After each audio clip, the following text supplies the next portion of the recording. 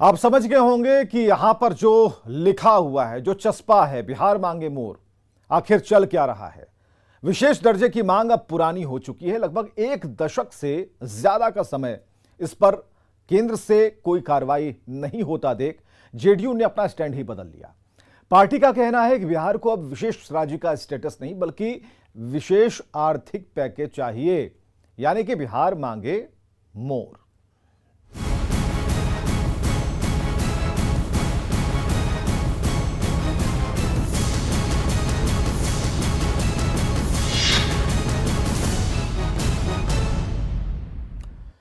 तो बिहार को विशेष राज्य के दर्जे पर जेडीयू ने अब अपना स्टैंड ही बदल लिया। बिहार सरकार के योजना और विकास मंत्री विजेंद्र यादव का कहना है कि विशेष दर्जे की मांग करते करते पार्टी अब थक गई है, इसलिए अब बिहार को विशेष दर्जा नहीं बल्कि विशेष आर्थिक पैकेज मिलना चाहिए। विजेंद्र यादव के इस बयान से बिहार में सियासी बवाल मचा है। विपक्षी पार्टियां सरकार पर हमलावर हैं तो सहयोगी बीजेपी जेडीयू को नसीहत दे रही है।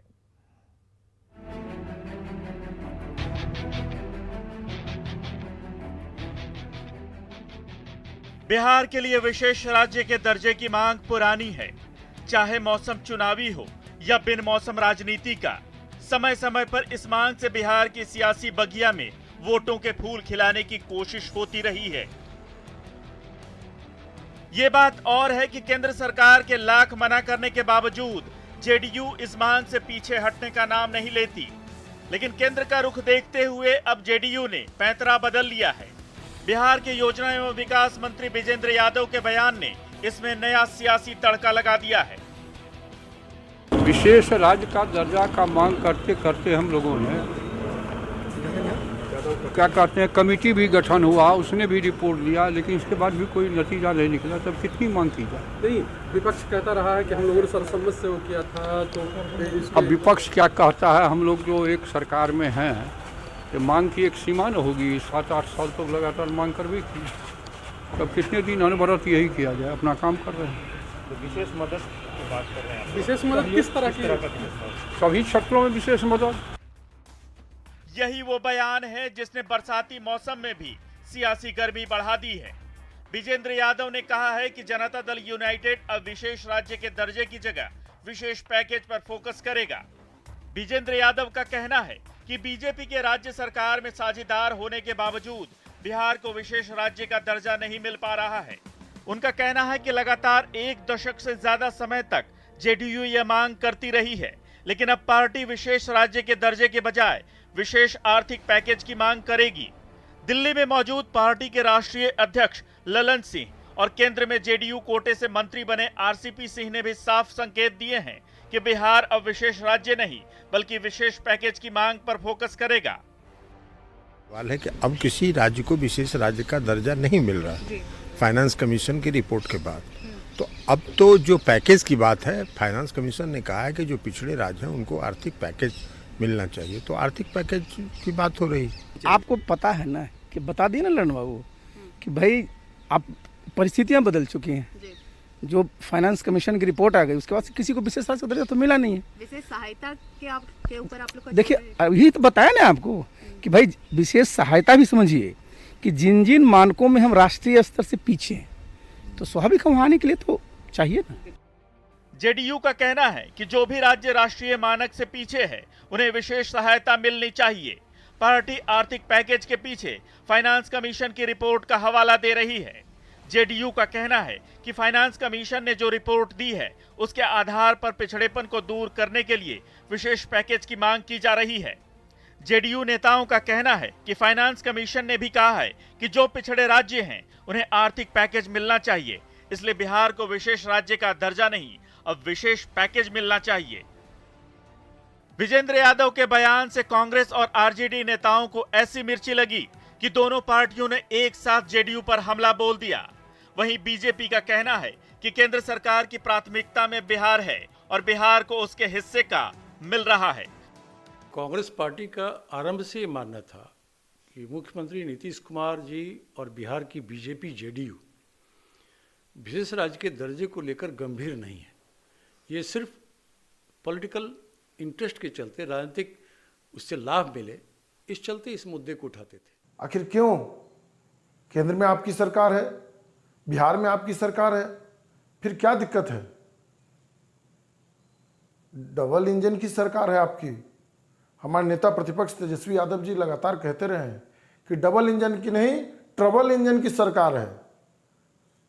आखिर कब तक आप पिछलग्गू बने रहिएगा? अगर आपको विशेष राज्य का दर्जा नहीं मिल रहा है तो आप छोड़िए उनका साथ। बिहार के पिछड़ेपन को समाप्त करने के लिए दिया 1,25,000 करोड़ रुपया और 40,000 करोड़ रुपया का बकाया। उसके अलावा उन्होंने कहा कि हमारी विशेष नजर बिहार के ऊपर है। बिहार की जो आवश्यकता होगी, जो इसके पिछड़ेपन को दूर करने के लिए, वो सब मैं पूरा करूंगा। और प्रधानमंत्री जी विशेष योजनाओं के माध्यम से बिहार को ये काम कर रहे हैं। बिहार सरकार के पथ निर्माण मंत्री नितिन नवीन ने भी इस मामले पर अपनी ही सरकार को नसीहत दी है। नितिन नवीन ने कहा है कि बिहार सरकार विशेष राज्य और विशेष पैकेज को लेकर याचना करने के बजाय नरेंद्र मोदी सरकार का आभार जताए, क्योंकि केंद्र सरकार ने बिहार सरकार को मांग से कहीं ज्यादा देने का काम किया है। इसलिए अब मांगते रहने की आदत को छोड़ बिहार सरकार को कुछ देने की आदत सीखनी चाहिए। उप मुख्यमंत्री तारकिशोर प्रसाद ने भी कहा है कि बिहार को केंद्र से लगातार मदद मिल रही है। अगर बिहार की कुछ और मांग है तो एनडीए सरकार तय करेगी और केंद्र को अवगत कराएगी। हम लोग देखेंगे कि किस प्रकार की विशेष सहायता वो लेना चाह रहे हैं, क्योंकि उनका वो विभाग भी है, तो उस विभाग से के वो मंत्री हैं। तो एक बार बात होगी तो देखते हैं।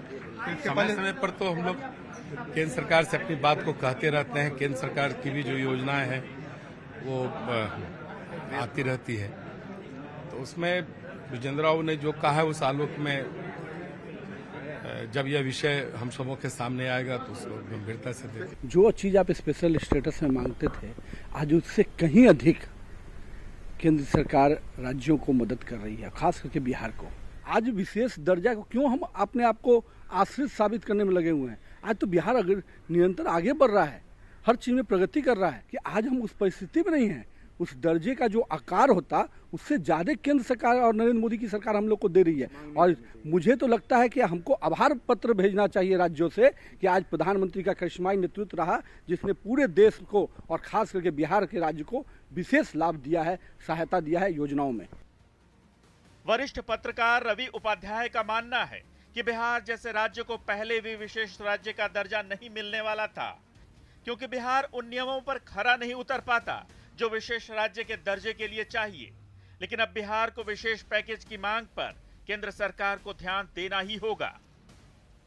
एनडीए गवर्नमेंट जब आई केंद्र में और यहाँ बिहार में, तो दूसरी समय से क्लियर कट था, मैंने वो समझ में आ रहा था कि वो अब स्पेशल स्टेटस की बात नहीं करना बेईमानी होगी, वही हुआ भी। तो अब की स्थिति में यहाँ पे अब बदले हुआ जो कंटेक्स्ट है, परिप्रेक्ष्य है, उसमें हम देखेंगे कि हमको स्पेशल पैकेज मिलेगा। तो स्पेशल पैकेज की बात पहले से भी हो रही थी, और मैंने केंद्र सरकार की जो भी योजना थी उसको मंत्री कहते थे कि ये सब स्पेशल पैकेज में ही आ रहा है ये सब। तो अब जो है सो स्पेशल पैकेज में अब ये फोकस करना होगा सरकार को, केंद्र सरकार को, कि जिस चीज़ माने स्पेशल स्टेटस के विशेष राज्य का दर्जा के तहत जिसमें हम लोगों को माने छूट मिलता, वह छूट इसमें मिले। बिहार में विशेष राज्य के दर्जे की मांग को लेकर घमासान मचा है, लेकिन जेडीयू की ये मांग बहुत पुरानी है। साल 2006 में विशेष राज्य के दर्जे के लिए राज्य सरकार ने बिहार विधानसभा से प्रस्ताव पास किया था। इसके बाद 2009 से ये मांग तेज होती चली गई। जेडीयू ने हस्ताक्षर अभियान भी चलाया और तत्कालीन यूपीए सरकार को 125 करोड़ लोगों के हस्ताक्षर वाला ज्ञापन सौंपा। यूपीए सरकार ने इसके लिए रघुराम राजन कमेटी का गठन किया। कमेटी ने अपनी रिपोर्ट में कहा कि बिहार को विशेष राज्य का दर्जा नहीं मिल सकता। इसके बाद सीएम नीतीश कुमार ने केंद्र सरकार से विचार करने की गुजारिश की। केंद्र पर दबाव डालने के लिए जेडीयू ने 2013 में दिल्ली के रामलीला मैदान में अधिकार रैली की। विशेष राज्य के दर्जे के लिए मुख्यमंत्री नीतीश कुमार ने संकल्प यात्रा भी की। इसके बाद यह मुद्दा हर चुनाव में उछाला जाता रहा, लेकिन अब तक हुआ कुछ भी नहीं। दिल्ली से अमितेश और पटना से आनंद अमृतराज के साथ ब्यूरो रिपोर्ट, न्यूज़ 18।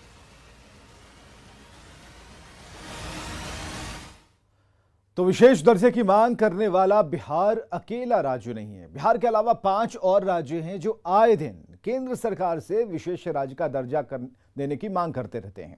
और ऐसे सवाल उठता है कि राज्य अपने लिए क्यों विशेष दर्जे की मांग करते हैं और विशेष राज्य का दर्जा मिल जाने के बाद किसी राज्य को फायदा क्या होता है।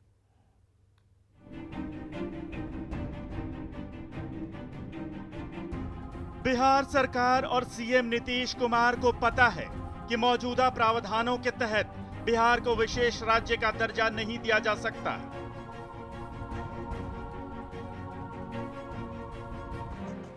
ऐसे में बिहार को विशेष राज्य का दर्जा दिए जाने की मांग के साथ नीतीश कुमार की राजनीति एक बार फिर विपक्ष को मात देकर इस मसले पर राज्य की जनता से सहानुभूति बटोरने की ही लगती है। विपक्ष भी नीतीश कुमार पर यही आरोप लगाता है। विपक्ष का आरोप है कि नीतीश कुमार सिर्फ राजनीति करते हैं और बिहार को विशेष राज्य का दर्जा दिलाना उनके लिए संभव ही नहीं है। ऐसे में सवाल उठता है कि आखिर राज्य अपने लिए विशेष राज्य का दर्जा क्यों चाहते हैं। आइए आपको बताते हैं कि इसके पीछे कारण क्या है। विशेष राज्य का दर्जा मिल जाने से किसी भी राज्य को सबसे बड़ा लाभ केंद्रीय सहायता के रूप में मिलता है। दरअसल किसी भी राज्य जिसे विशेष राज्य का दर्जा हासिल नहीं है, उसे केंद्र सरकार से जो वित्तीय सहायता मिलती है उसमें 70% रकम ऋण के रूप में दी जाती है और बाकी 30% रकम सहायता के रूप में मिलती है। जाहिर है जो 70% रकम ऋण के रूप में मिलती है उसे राज्यों को केंद्र सरकार को वापस लौटाना होता है। बाकी 30% सहायता राशि को लौटाना नहीं होता। लेकिन विशेष राज्य का दर्जा मिल जाने के बाद किसी राज्य को केंद्र सरकार से सिर्फ 10% रकम ही ऋण के रूप में दी जाती है और बाकी 90% रकम सहायता के रूप में दी जाती है। ऐसी स्थिति में 90% रकम केंद्र सरकार को वापस नहीं लौटाना होता। जाहिर है ये एक बड़ी वजह है जिसके लिए राज्य विशेष दर्जे की मांग करते हैं। लेकिन इसके अलावा भी दूसरे कई कारण हैं। विशेष राज्य का दर्जा प्राप्त राज्यों को ऋण मुक्त केंद्रीय सहायता के अलावा भी कई विशेष लाभ दिए जाते हैं। ऐसे राज्य में अगर निजी पूंजी निवेश कर उद्योग या कारखाना लगाया जाए तो उत्पाद शुल्क, सीमा शुल्क, आयकर, बिक्री कर और कॉर्पोरेट टैक्स जैसे केंद्रीय करों में भी खासी छूट मिलती है, जिससे राज्य में निवेश करना फायदे का सौदा बन जाता है। इस तरह का निवेश होने से राज्य में रोजगार के अवसर भी पैदा होते हैं और राज्य की तरक्की कई गुना बढ़ जाती है। Bureau report, news 18। तो क्या विशेष दर्जे की मांग करने वाला बिहार अकेला राज्य है? अब तक किन किन राज्यों को विशेष दर्जा दिया गया और क्या है इसका आधार? बिहार अक्सर विशेष दर्जे की मांग करता है और ऐसे में सवाल उठता है कि बिहार की सत्ता में बीजेपी साझेदारी है, फिर भी उसे यह दर्जा क्यों नहीं मिल पा रहा? और इसके पीछे उन नियमों को जानना भी जरूरी है जिसके आधार पर किसी राज्य को विशेष राज्य का दर्जा दिया जाता है। हम आपको यह भी बताते हैं कि क्या बिहार इन नियमों पर खरा उतरता है। इससे आप समझ जाएंगे कि बिहार को विशेष दर्जा दिए जाने में अड़चन कहां कहां है।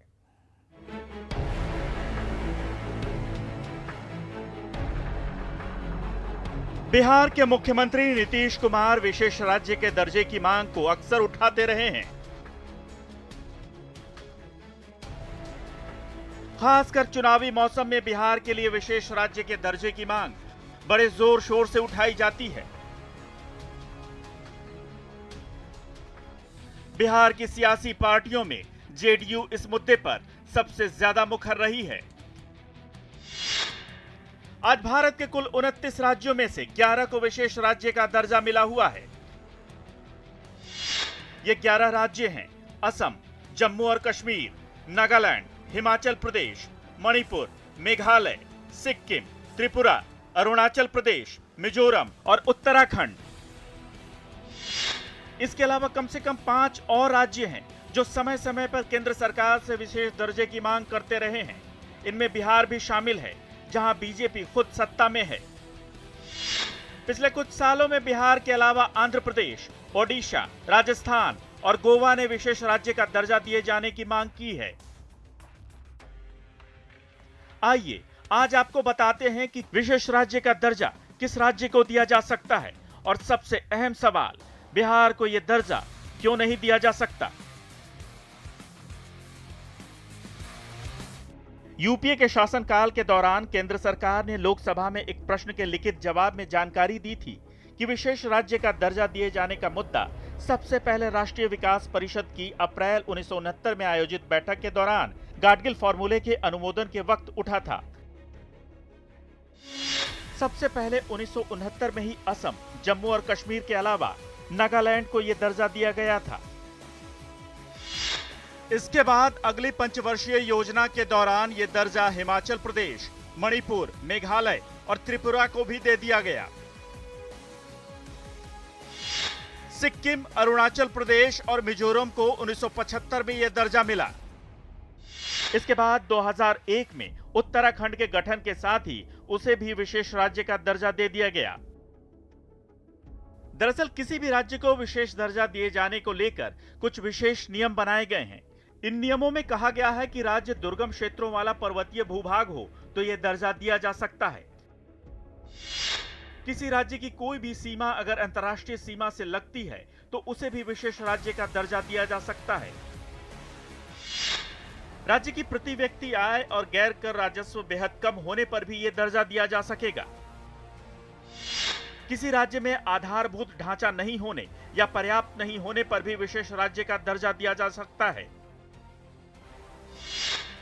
ऐसे किसी राज्य को भी विशेष राज्य का दर्जा दिया जा सकता है जिसमें जनजातीय जनसंख्या ज्यादा हो या जनसंख्या का घनत्व बेहद कम हो।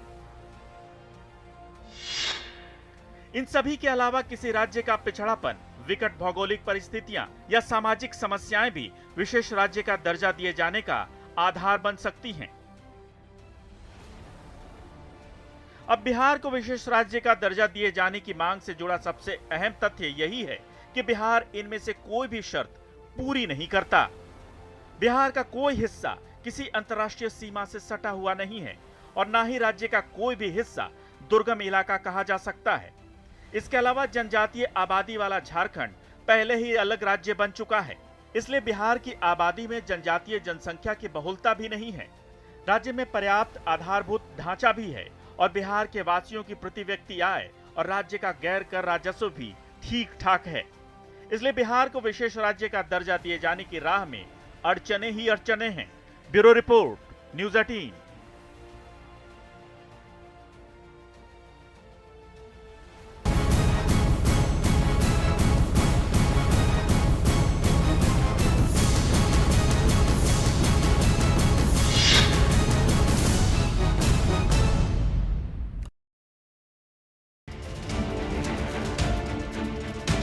बारिश और बाढ़ ने इस बार लंबे समय तक लोगों को परेशान किया है। जिस वैशाली की धरती ने पूरी दुनिया को लोकतंत्र का पाठ पढ़ाया था, उससे जुड़ी अनमोल यादें आज बाढ़ के पानी में मिटने की कगार पर पहुंच गई हैं। ऐसे में इन धरोहरों की हिफाजत नहीं हुई तो आने वाली पीढ़ियों को शायद पता भी नहीं चलेगा। इन बौद्ध मंदिरों में कभी बुद्धम शरणम गच्छामि के बोल गूंजते थे। महात्मा बुद्ध के अनुयायियों का तांता लगा रहता था, लेकिन आज हर तरफ सैलाब का साया है। क्या मंदिर और क्या संग्रहालय, म्यांमार का मंदिर जलमग्न हो गया है तो ऐतिहासिक धरोहरें बाढ़ के पानी में तैर रही हैं। हर तरफ गंडक नदी की धारा बह रही है। वैशाली के इस इलाके में बौद्ध मंदिरों का पूरा संसार बसा हुआ है। बिहार सरकार 320 करोड़ रुपए खर्च करके बुद्ध सम्यक दर्शन संग्रहालय बनवा रही है, लेकिन अचानक गंडक नदी सबको डुबाने पर तुली हुई है।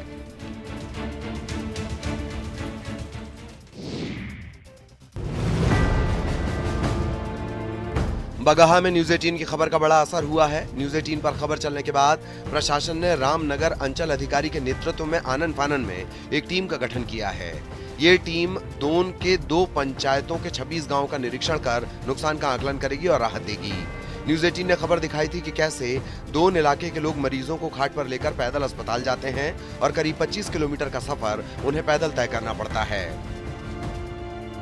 उस क्षेत्र में जो भी लोगों की कठिनाइयाँ है, जैसे किसी का घर कट गया है, आवासीय घर कटा है, पशु शेड कटा है, रास्ता कटा है, कलवर्ट, पुल पुलिया कटा हुआ है और नियमानुसार यथोचित कार्रवाई करते हुए उन लोगों को सारी सुविधाएं उपलब्ध कराएगी। पहले जंगल और फिर कई नदियों को पार कर लोग अपने परिजनों का इलाज कराने जाते हैं। पहाड़ी इलाके में सभी रास्ते टूट चुके हैं, गांव में इलाज का कोई इंतजाम नहीं, मजबूरी में लोग जान जोखिम में डालकर सफर कर रहे हैं। अब स्थिति बदलने की उम्मीद है।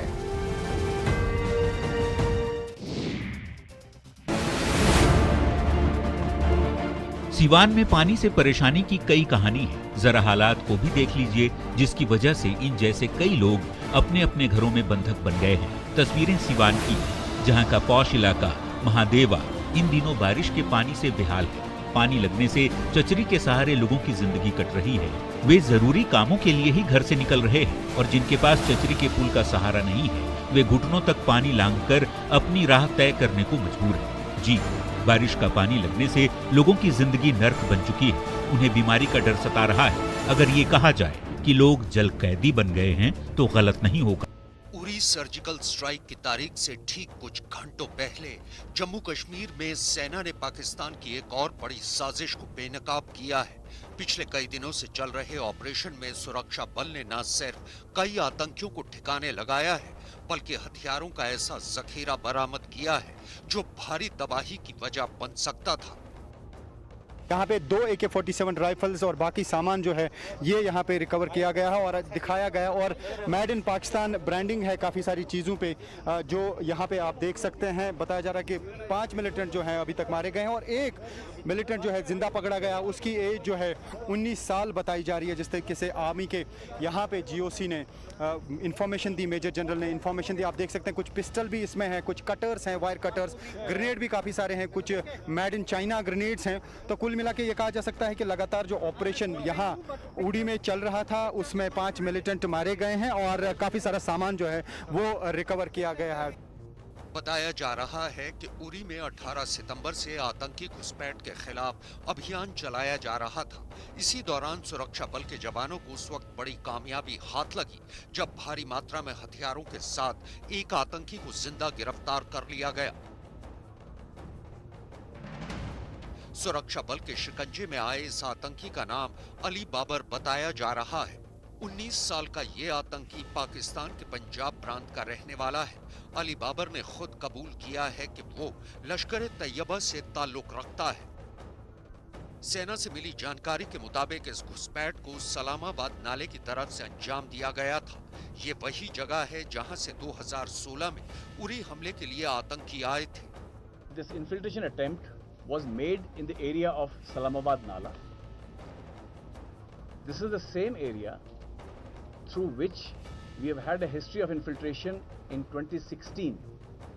That is when a suicide attack at Uri garrison took place.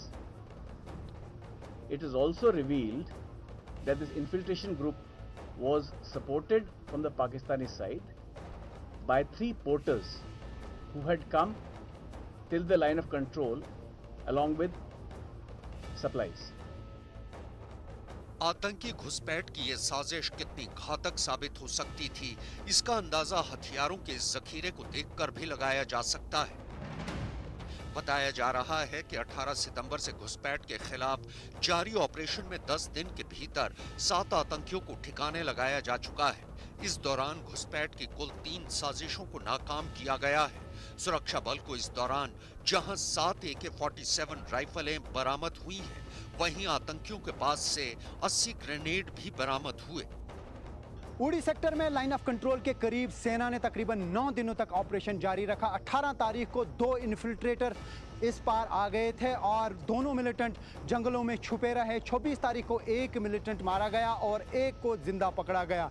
जिस मिलिटेंट को जिंदा पकड़ा गया उसने कहा है कि उसे सामान सप्लाई करने के लिए यहाँ भेज दिया गया था और उसे पट्टन में सामान का कंसाइनमेंट डिलीवर करना था। फिलहाल यह ऑपरेशन खत्म हो चुका है। तो कुल मिला के लाइन ऑफ कंट्रोल के इर्द गिर्द 18 तारीख से लेके आज तक 5 मिलिटेंट मारे गए हैं और 1 को जिंदा पकड़ा गया है।